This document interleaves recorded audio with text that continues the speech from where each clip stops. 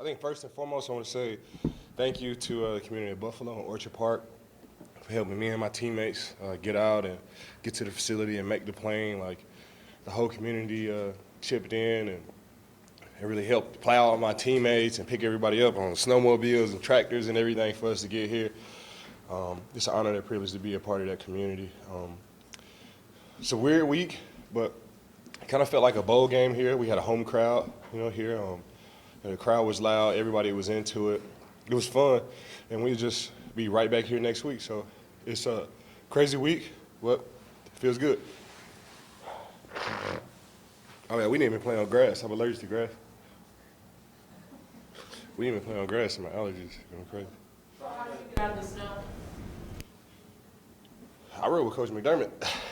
I rode with Coach McDermott, which is cool. I think that was kind of part of the insurance policy for me when I moved here to Orchard Park and I came to Buffalo. Like you said, Coach McDermott lives right there. I was like, all right, cool. I mean, I didn't know we was gonna get 7 feet of snow, but I was like, if anything, ever were to go down, I live right next door to Coach McDermott. So Coach McDermott picked me up. I just, waded my way through the snow, got to the street. Coach McDermott picked me up, came to the facility, and everything was cool. You've experienced snow before, obviously, but is anything compared to what you saw this week? Nope.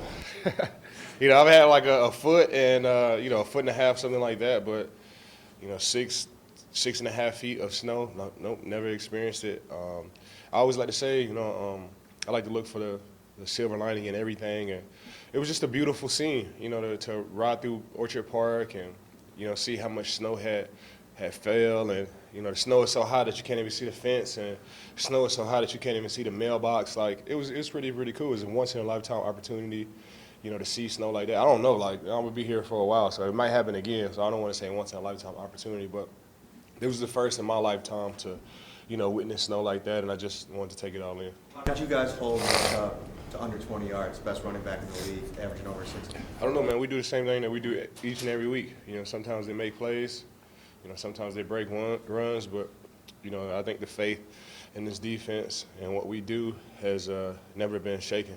I came up here the last 2 weeks and I said, hey, we're gonna be good after Green Bay.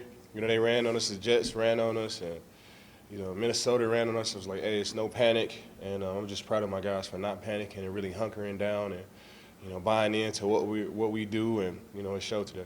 Jordan Phillips said in the locker room that we in the media need to start talking about Matt Milano for Defensive Player of the Year. Just, if you could, what does he mean to this defense, and what kind of a level is he playing at from what you're seeing? He's playing at a huge level. He's our linebacker. In the middle we got two great linebackers with, Tremaine, three with Terrell Dotson and Tremaine and Matt Milano. But he does everything in there. He's tackling, Nick Chubb one-on-one. He's dropping back in coverage, getting interceptions, and he's doing everything. And plus he wears 58, so you already know like he's a really good player, man. And it's an honor and a privilege to be his teammate. He comes in with the energy and the hard work each and every day, and it's always good when the good guys win. How did you've been around the league a long time. You've been on teams that experience adversity. This is a different kind of adversity. You had 5 guys sick middle of the week, snow like you've never seen before. Yep. Did you really know what to expect coming into this one in terms of the effort you guys were going to be able to put forth? Guys trudging through snow, wearing themselves out, shoveling?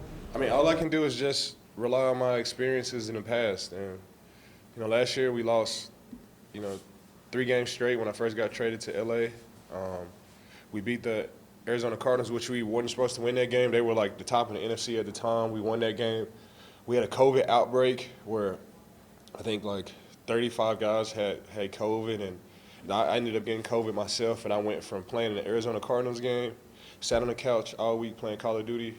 They pushed the game back 2 days, and I test negative the day of the game on that Tuesday, and I go in the game and play. So, I had some type of, experience with, this type of situation.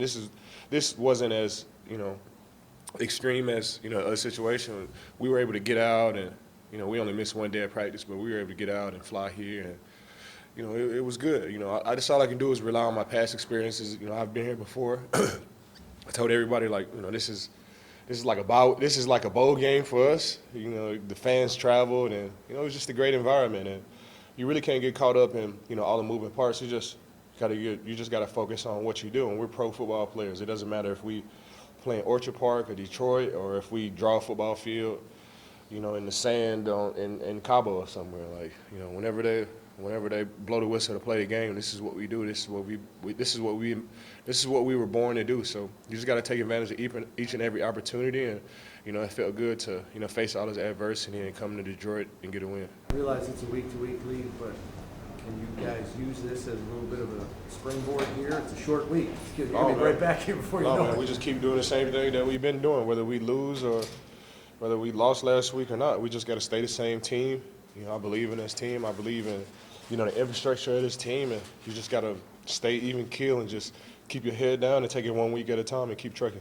During the week, we talked about Nick Chubb and how good their offensive line is. Yeah. How were you able to limit them in the run game? I mean, it's still Nick Chubb, and it's this offensive line is still good. It's just, you know, one of those days in the NFL. I really can't, without debriefing and looking at it, I really don't know exactly what happened. But Jacoby Brissett is one of the slipperiest quarterbacks. Jeez, I still got nightmares from 2019 when he broke the tackle, that I had him in the end zone, and he threw the ball and completed the pass. Yeah, I'm gonna relive all those nightmares. You know, I had him in my grasp a couple of times, and you know, he was able to slip out. Jacoby is a big, strong quarterback with this offensive line. This is tough. This is a tough team, and I think better days are ahead for those teams. I'm just glad we don't have to see them again, you know, this year, because this Browns team is a really tough team. You know, Myles Garrett and his defense is really tough defense. I don't think the score or their record really is a clear indicator of what type of football that they play. And you know, one of these days they're gonna figure out, and they're gonna be held for the NFL for sure. When you One more. rely on your past experiences like you do, when you look forward, what's a moment from this last week that you can look back at and be like, here's what I'm taking from this to now help in the future? Really, we're pros. So, you know, whatever happens, whether it's a snow day, whether we lost the game before, whether we have an extended practice to plan for missing a practice the next day, like, no matter what, we're pros. This is what we do better than anything else in the world. And, you know, like I said before, whether we got to draw up a football field in the sand in Cabo, or play in, you know, Orchard Park, or play here in Detroit, man, like, play in Detroit 2 weeks. We just got to find a way to get it done, and I'm proud of my teammates, you know, from facing all this adversity at that spur of the moment, and we were able to come out here and have success. So it's a great win for the Buffalo Bills. Thank you.